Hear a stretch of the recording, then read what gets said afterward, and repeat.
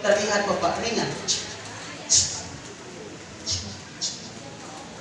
Bukan satu janjang yang dia tojok, bukan satu janjang yang dia pindah, tapi bertonton yang dia lakukan untuk bisa memenuhi kontainer atau mobil panjang yang ada di sana. Dipindahkan dari tol diesel itu. Bapak Ibu sekalian, malam dia tidur.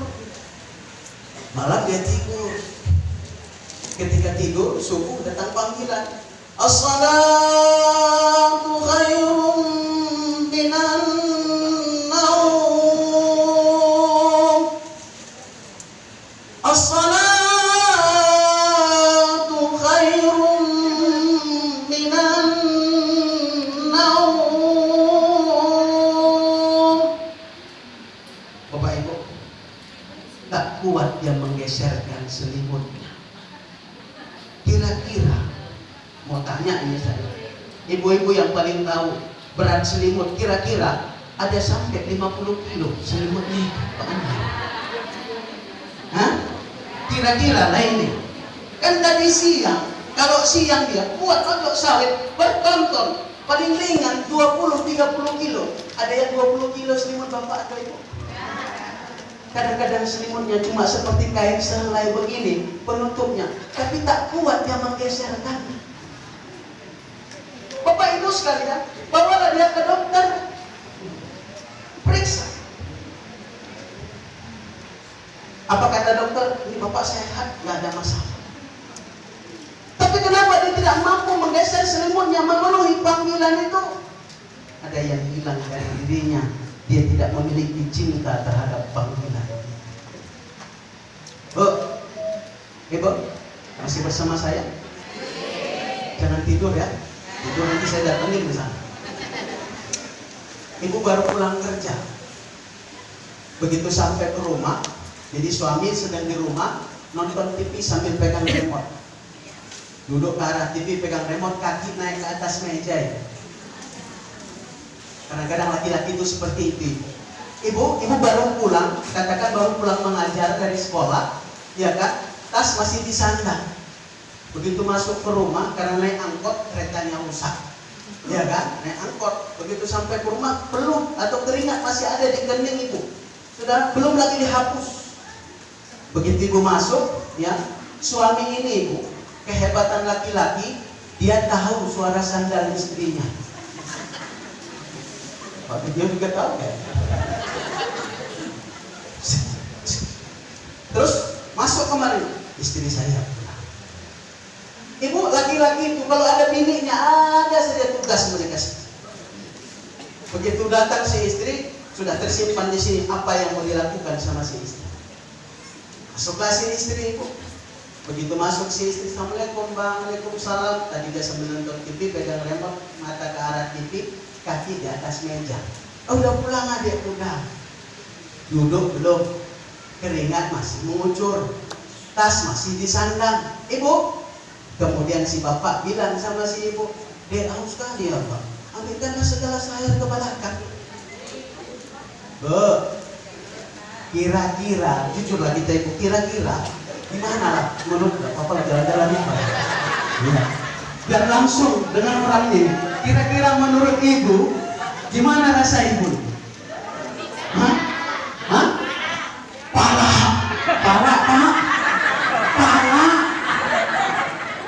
Saya suka ibu jujur. Parah. Kira-kira ibu berangkat ke belakang juga, berangkat mengambil airnya?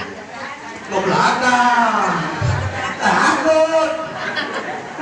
Tetap ke belakang. Tapi di hati ibu, di hati, memang laki-laki kurang ajar begini. Bukan tahu dia mengambilkan airnya. Dari tadi di situ dia duduk, nonton TV, kakinya ke atas meja. Air segelas pun tak ambilkannya. Harus awak juga. Bukan ditengoknya tas belum meletak lagi. Keringat belum selesai juga lagi. Memanglah laki-laki. Tapi dalam pas buang air ibu, kasih pak kaki meja lagi tambah.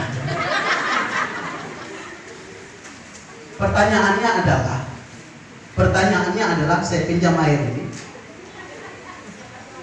Pertanyaannya adalah, beratkah segelas air? Beratkah segelas air? Apa yang membuatnya berat? Kita tidak mempersiapkan hati kita untuk melaksanakan tugas itu, sehingga tugas yang ringan pun akan terasa berat ketika jiwa kita tidak kita persiapkan untuk memikul beban. Padahal sorenya Bapak, si ibu ke belakang, si ibu keluar mengambil air dari kamar mandi 2 ember, nyiram bunga. 2 ember ibu coba kalikan. Berapa ini? Berapa kelas ini 2 ember itu? Ibu sambil nyiram bunga, gembirakan, padahal kan berat itu. Tetapi dia mengangkat. Sambil nyiram bunga dia nyanyi, ibu. Jagalah hati, jangan kau kotori. Jagalah hati, lentera hidup ini. Habis yang 2 ember ibu, ke kamar mandi lagi, dibawanya lagi. Sudah termasuklah yang ibu disiram itu sekarang ini bunga janda bolong.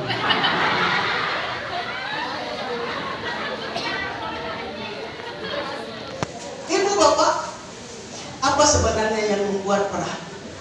Bukan tugasnya, bukan bebannya, tapi sesuatu yang membuat berat itu adalah hatinya tidak ada cinta di sana. Itu yang ingin kita hadirkan. Sehingga apapun perintah Allah akan terasa ringan, karena kita sadar tugas siapa yang sedang kita kerjakan itu, perintah siapa yang sedang kita lakukan itu. Begitu juga ketika kita mengikuti sunnah Rasul, kita bahagia. Kenapa? Kita ingin bersama Rasul Sallallahu Alaihi Wasallam di surganya Allah Subhanahu Wa Taala. Bapak Ibu sekalian yang dimuliakan Allah Subhanahu Wa Taala. Tadi saya sebelum kemarin lihat apalah yang mau saya sampaikan dalam kajian. Saya teringat firman Allah di surah Al-Qari'ah.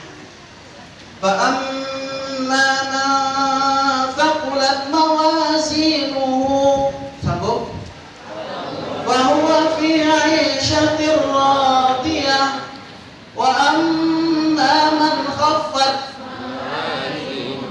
fa ummuhu hawiyah, wa ma adraka ma hiya.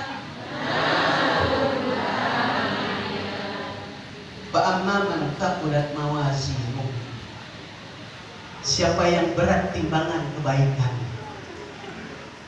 Ini di akhirat. Di akhirat kata Allah, siapa yang berat timbangan kebaikannya, dia akan hidup dalam keadaan tenang, dia akan hidup dalam keadaan nyaman ketika terjadi perhitungan di akhirat. Bapak Ibu sekalian, hidup kita singkat. Dalam hadis dikatakan a'maru ummati baina sittina sab'in. Umur umat itu cuma 60 sampai 70 tahun. Kalau ada yang lebih 70 bonus dari Allah. Dia cuma 60 ke 70. Sementara kata Allah dalam Al-Quran, wa inna yawman 'inda rabbika ka'alfi sanatin mimma ta'udun. Satu hari di sisi Allah sama dengan 1000 tahun dengan hitungan di dunia ini. Berarti kalau 1000 tahun itu, satu hari akhirat itu kita buat dengan hitungan dunia 1000 tahun, berarti 60-70 tahun itu kalau kita buat 24 jam, yang